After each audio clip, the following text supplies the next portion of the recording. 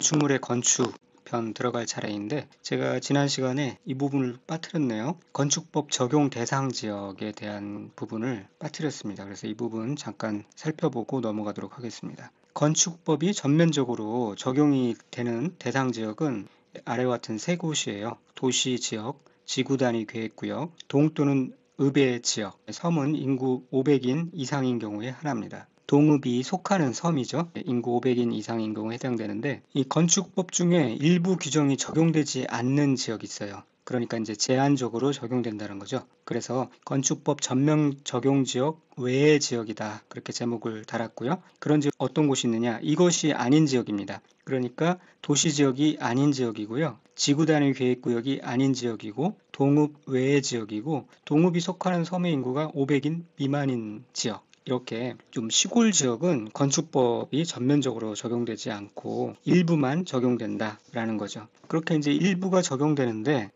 일부가 적용되는 것보다는 적용이 되지 않는 것, 그것을 살펴보는 게 더 가지수가 적고 편하겠죠. 그래서 이런 지역에서 적용되지 않는, 건축법이 적용되지 않는 규정을 보면은 이렇게 6가지가 있습니다. 대지와 도로의 관계, 도로의 지정 폐지 및 변경, 건축선의 지정, 건축선에 따른 건축 제한, 방화지구 안의 건축물, 대지의 분할 제한, 이런 것들인데 이런 것들을 가만히 보면은 뭔가 이제 도심 지역에서 이 도로와 건물들이 밀집해 있는 그러한 지역에서 적용되는 규정들이에요. 이런 규정들을 이렇게 한적한 시골 지역에 섬의 인구가 500 미만이면은 아주 작은 섬에 속하겠죠? 그런 섬에 적용할 필요가 없는 거죠. 그러니까 도시나 개발된 지역에서는 뭐 하여튼 안전이든 위생이든 경관이든 도시계획든 다 그런 게 중요하기 때문에 적용이 된다는 거예요. 예를 들어서 이 대지와 도로의 관계에서도 보면은 대지가 도로에 접해야 하는 규정, 이것이 왜 필요하냐면 소방차가 접근하고 교통 편의, 뭐 안정성 등 그런 보장을 위해서 이런 게 필요한데 농촌이나 산지 어촌 같은 비도시 지역은 굳이 이런 것들을 이렇게까지 제한할 필요가 없다는 거죠. 개발 밀도의 차이가 확실하게 있기 때문에 그런 차원이니까 그렇게 이해를 해주시고 뭐 대도 건방대 이렇게 암기하셔도 되겠습니다.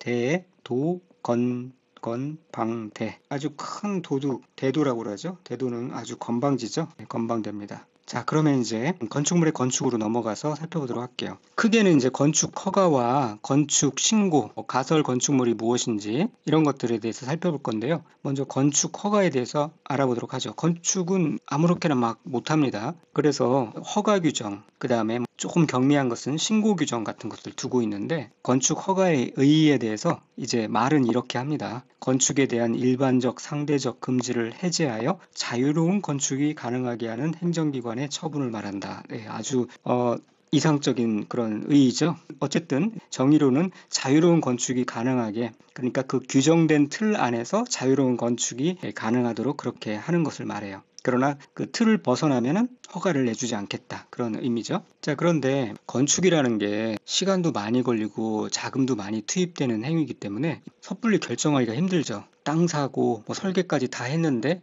이게 허가를 받을 수 없는 것이네. 그래서 계획이 무산될 지경이 되면은 그 데미지가 굉장히 크죠. 그래서 사전에 미리 문의를 하고 이 땅을 내가 사서 이런 건물을 지을 수 있는지, 이런 용도로 쓸 수 있는지에 대해서 미리 문의를 해서 오케이 하면은 그때 이제 진행을 할 수 있도록 그렇게 행정 편의를 제공하는 차원에서 사전 결정이라는 제도를 운영하고 있습니다. 건축 관련 입지와 그런 규모에 대해서 사전 결정이라는 제도를 통해서 좀 안정되게 이제 사업을 추진할 수가 있도록 그렇게 하는 차원이죠. 그래서 이 내용을 살펴보면 건축 허가 대상 건축물을 건축하려는 사람은 건축 허가를 정식으로 신청하기 전에 그 허가권자에게, 같은 허가권자에게 그 건축물을 해당 대지에 건축하는 것이 법이나 관계법령에 허용되는지, 또 건축 가능한 건축물의 규모는 어떻게 되는지, 또 건축 허가를 받기 위하여 신청자가 고려해야 될 사항은 내가 뭘 고려해야 되는지, 뭘 준비해야 되는지, 그런 것들에 대해서 사전 결정을 신청할 수가 있어요. 아주 좋은 제도죠. 그래서 할 수 있다, 이런 규모까지 할 수 있다, 네가 이런 것들을 고려해야 한다라고 답변을 받으면은 한결 수월하게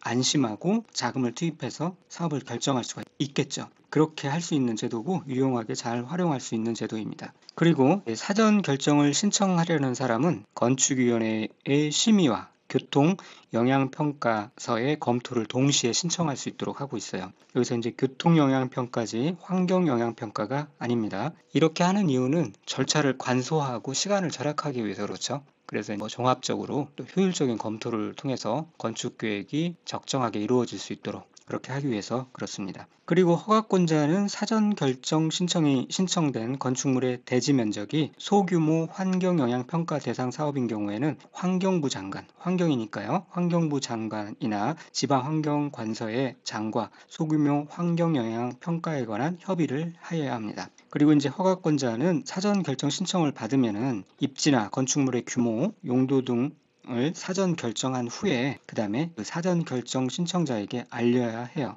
그런데 여기서 공고는 하지 않습니다. 공고라는 것은 누구나 다 알 수 있도록 공지를 한다는 거잖아요. 그럴 필요는 없다는 거예요. 아니, 당연하죠. 어떻게 보면은 내가 어떤 땅을 사서 거기에 어떤 용도의 건축물을 지으려 한다는 것도 영업 비밀일 수 있잖아요. 그런데 그 비밀에 해당되는 것을 다 공고를 통해서 동네방네 다 알리는 것은 이제 이 사업을 회방 놓는 그런 차원도 될 수 있기 때문에 공고는 하지 않습니다. 이렇게 사전 결정이 이제 통지가 되면은 같이 의제되는 것들이 있는데 농지 전용 허가를 받거나 신고 또는 협의한 것으로 보고요. 개발행위 허가, 하천 점용 허가, 산지 전용 허가 이런 것들을 받거나 신고 또는 협의를 한 것으로 봅니다. 자, 여기서 이 부분 시험에 종종 나오는 거니까요. 잘 알고 계셔야 되는데 이렇게 암기하시면 좋을 것 같아요. 농계, 하산, 보도하기로 사전결정 통지했다. 이런 식으로 암기하시면 좋을 것 같아요. 자, 농지 전용허가, 농지 전용허가,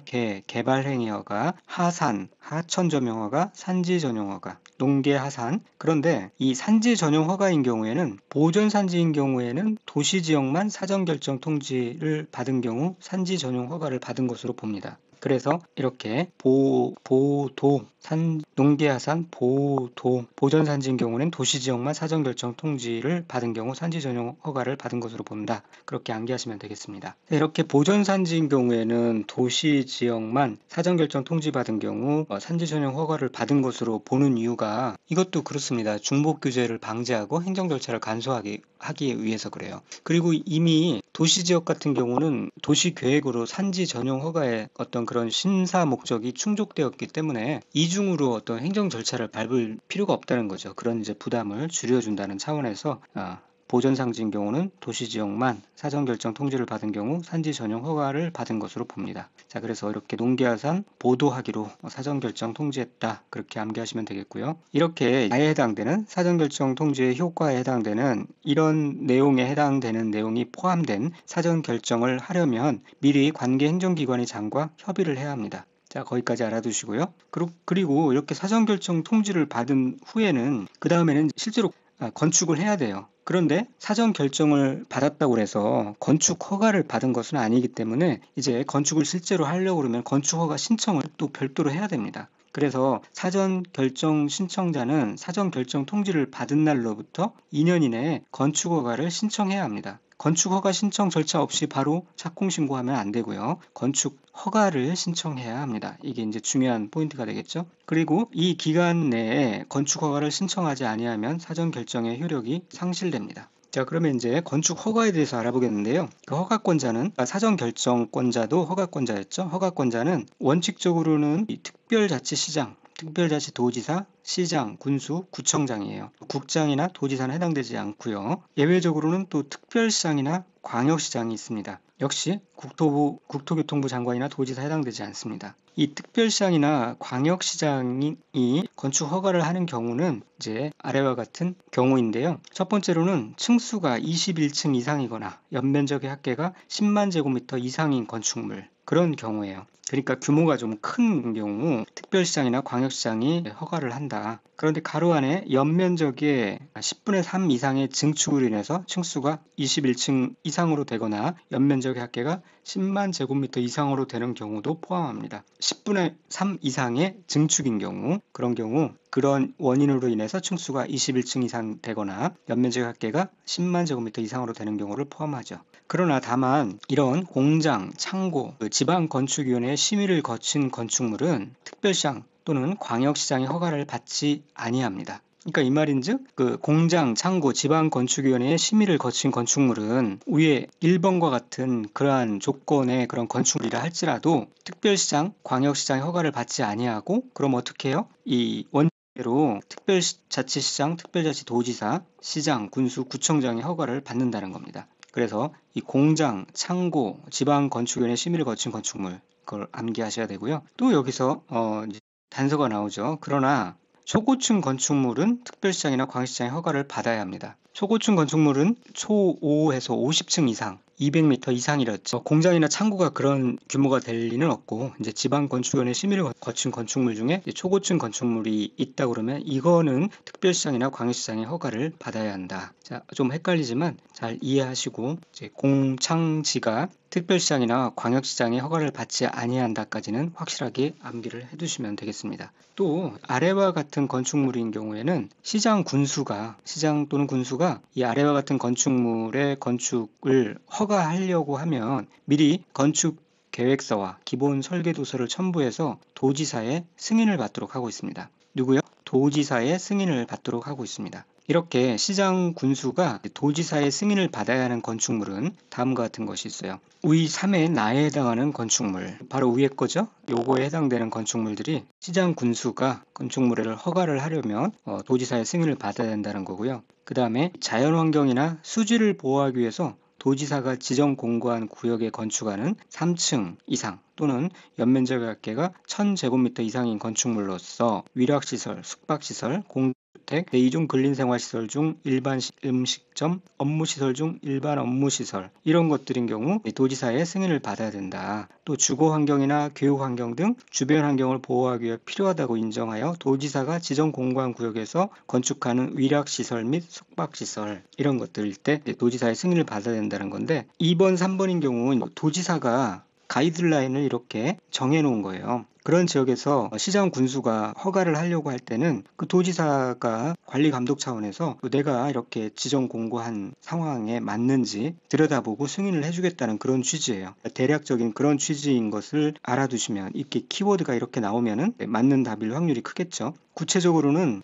뭐 이렇게 암기 코드를 적용해서 암기하시는 법도 있는데 나중에 이제 좀 여유가 되시면 그렇게 한번 암기까지 도전해 보시고요. 그렇게 시험 자주 나오는 부분은 아니니까 그런 정도만 알고 계시면 되겠습니다. 그러니까 자연환경이나 수질보호 이런 거 중요하죠. 시장과 군수는 어떤 뭐 지역 발전을 위해서 가장 밀접한 행정단위의 장이다 보니까 욕심을 부릴 수가 있잖아요. 주거환경, 교육환경 무시하고 위락시설, 막 숙박시설 갖다 설치할 수도 있는 것이고요. 그러니까 이 도지사가 한번 거른다는 그런 차원으로 보시면 되겠습니다. 또 이제 이렇게 허가나 신고를 하게 되면 인허가를 받은 것으로 의지해준다, 그렇게 간주한다 그런 것이거든요. 그렇게 본다 그런 뜻인데 그런 사항들이 어떤 게 있냐, 공사용 가설 건축물의 축조 신고를 한 것으로 보고 공작물의 축조 신고를 한 것으로 보고 국토의 계획 및 이용에 관한 법률에 따른 개발 행위 허가를 받은 것으로 본다. 그러니까 건축 허가, 건축 신고에 따른 인허가를 받으면 개발 행위 허가를 받은 것으로 본다는 거예요.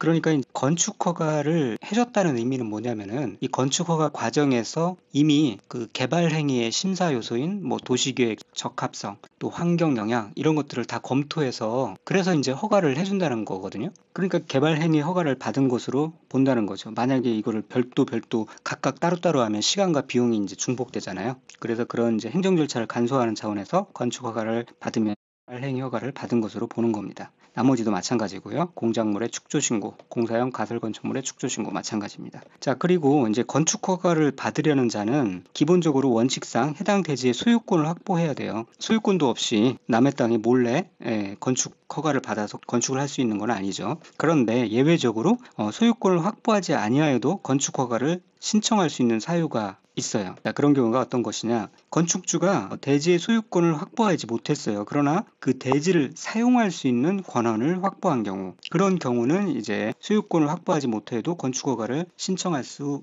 있게 됩니다. 앞으로 이 사용할 수 있는 권한이란 이런 표현이 이제 자주 나오는데요. 이거는 이제 소유권을 없을 뿐이지 그 땅을 사용할 수 있는 법적 근거나 어떤 그런 정당한 이유가 있다라는 뜻을 말해요. 그러니까 뭐 지상권을 취득할 수도 있고요. 전세권, 뭐 임차해서 사용할 수도 있고 또 다른 한 가지 방법은 대지 소유자로부터 어떤 목적을 위해서 토지 사용을 허락한 경우를 말해요. 이런 경우는 서면 동의를 받죠. 그래서 지주택, 지역주택조합 같은 데서 어떤 특정 섹터를 이제 개발할 때 그 소유권을 다 확보할 수 없기에 사용 권한을 확보를 하죠. 그래서 사인을 받고 하는 그런 것들이 다 이제 권한을 확보하는 절차이고요. 그래서 이렇게 권한을 확보한 그 증명 서류를 이제 제출을 해서 소유권 확보를 대체를 하는 겁니다. 그렇게 이제 그 대지를 사용할 수 있는 권한을 확보한 경우를 말하고, 그러나 다만 분양을 목적으로 하는 공동주택은 소유권을 확보하여야 합니다. 자, 그 이유는 분양을 목적으로 한다는 것은 분양이 뭐죠? 이 소유권을 분양받는 자에게 이전해 주는 거잖아요. 그런 것을 목적으로 하는 이 건축주가 자기가 소유권을 갖고 있지 않다 그러면은 그렇게 소유권을 건네줄 수가 없는 거죠. 그래서 이런 경우는 이제 반드시 소유권을 확보해야 합니다. 또 건축주가 건축물의 노후화 또는 구조 안전 문제 등의 사유로 건축물을 신축, 재축, 리모델링하기 위하여 건축물 및 해당 대지의 공유자 수의 100분의 80 이상의 동의를 받고 동의한 공유자 지분 합계가 전 지분의 100분의 80인 경우 한번 읽어보시면 되겠고요. 자, 4번 건축하려는 대지에 포함된 국유지 또는 공유지에 대하여 허가권자가 해당 토지의 관리청이 해당 토지를 건축주에게 매각하거나 양해할 것을 확인한 경우, 또 건축주가 집합 건물의 공용 부분을 변경하거나 재건축하기 위하여 결의가 있었음을 증명한 경우, 이런 경우인데 한번 읽어보시면 되겠습니다. 그리고 이제 어느 섹터를 정해서 건축을 하려고 하는데 소유권을 확보하려고 했지만 일부 건축물 또는 대지의 공유자 중에 동의하지 아니한 공유자, 그러니까 소유권을 확보를 하고자 하는데 동의하지 않은 공유자에게 그 공유 지분을 시가로 매도할 것을 청구할 수 있도록 그렇게 하고 있어요. 그것을 이제 매도 청구라고 합니다. 매도를 청구한다라는 거죠. 다만 그렇게 이제 매도 청구를 하기 전에는 매도 청구 대상이 되는 공유자와 3개월 이상 협의를 하여야 합니다. 여기는 한번 읽어보시면 되겠고, 그 다음에 건축 허가의 거부에 대해서 알아보겠는데, 자, 건축 허가는 기속행위라고 해요. 그러니까 어떤 허가 신청을 받은 그 내용이 법적인 어떤 다른 아무런 문제가 없으면은 반드시 허가를 해야 된다. 그거를 이제 기속행위라고 해요. 담당자 어떤 기분에 따라서 자기가 자의적으로 내용을 결정하고 판단하는 것이 아니라 법규의 내용대로만 집행하는 거예요. 그런데 다음과 같은 경우에는 그 규정된 내용에 적합하다 할지라도 건축위원회의 심의를 거쳐서 건축 허가를 하지 아니할 수 있다라는 겁니다.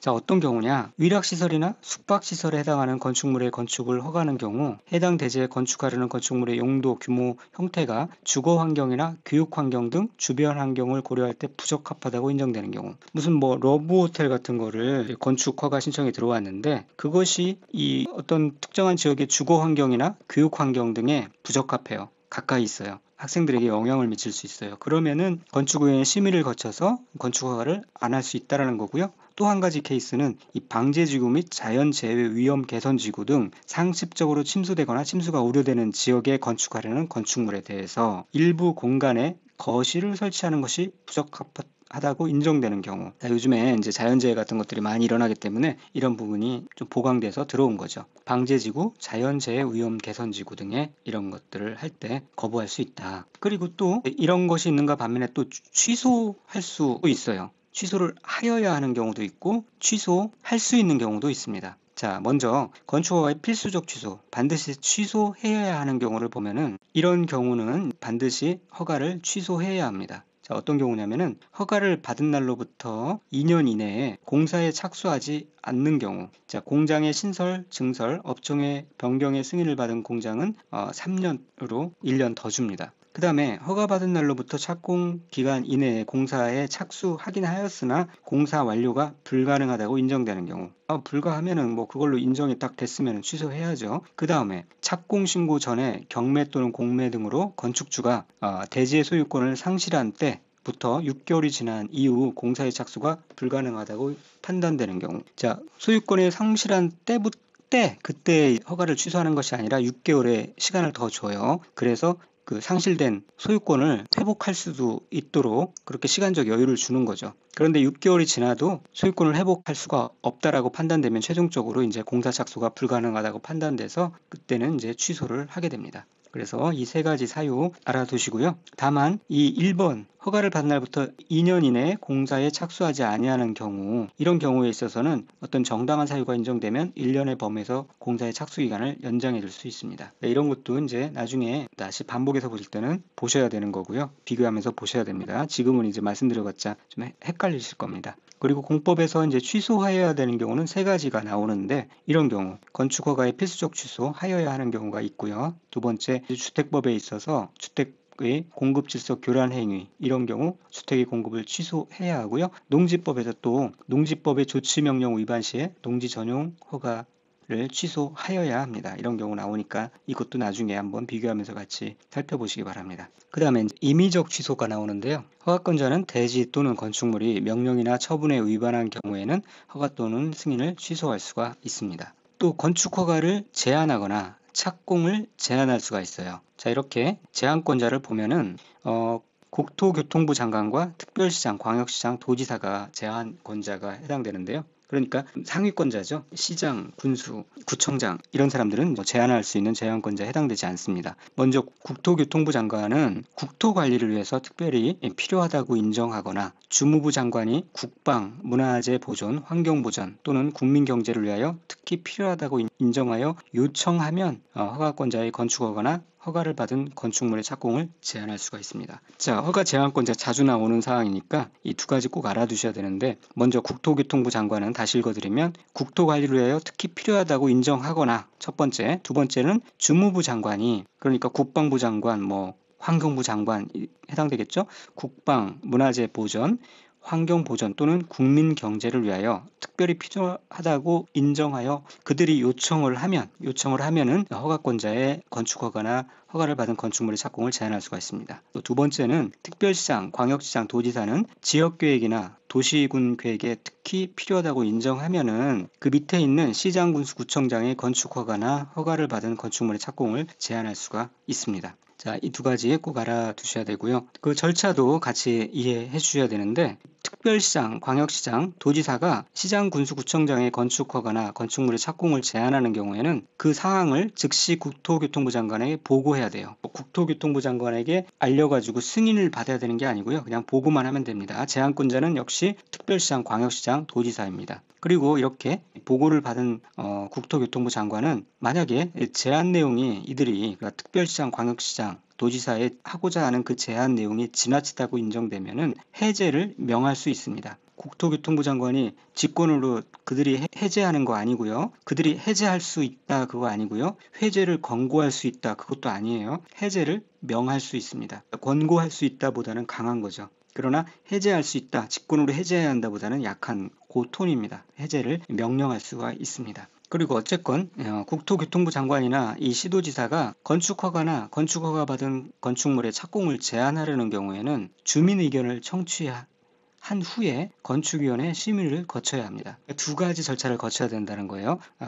먼저 주민 의견을 청취한 후, 그 다음에 건축위원회의 심의를 거쳐야 합니다. 역시 의심을 해야 되는 거죠. 그런데 여기서 주민 의견을 청취하거나 건축위원회 심의를 거쳐야 한다라고 해서 둘 중에 하나를 하면 된다 그런 식으로 나오면 당연히 틀린 겁니다. 또 이렇게 건축허가나 건축물의 착공을 제한하는 경우에는 그 제한 기간은 2년 이내로 해요. 다만 1년에 하나요, 1년 이내의 범위 내에서 연장할 수 있습니다. 자, 이것도 굉장히 중요한 내용이죠. 아주 자주 나왔습니다. 착공을 제한하는 경우에는 2년 이내로 합니다. 그리고 1회에 하나요, 1년에 연장할 수가 있습니다. 자, 그 다음에 이 제한권자인 국토교통부 장관이나 특별시장, 광역시장, 도지사는 건축허가나 건축물의 착공을 제한하는 경우 그 내용을 허가권자에게 통보해야 합니다. 그리고 그 통보를 받은 허가권자는 지체 없이 이를 공고를 해야 되죠. 허가권자와 제한권자가 다르다는 걸 알고 계시죠? 그래서 이렇게 제한한 경우에는 이 제한권자들이 허가권자에게 이렇게 통보를 하고 그 통보를 받은 허가권자가 지체 없이 공고를 하도록 그렇게 하고 있습니다.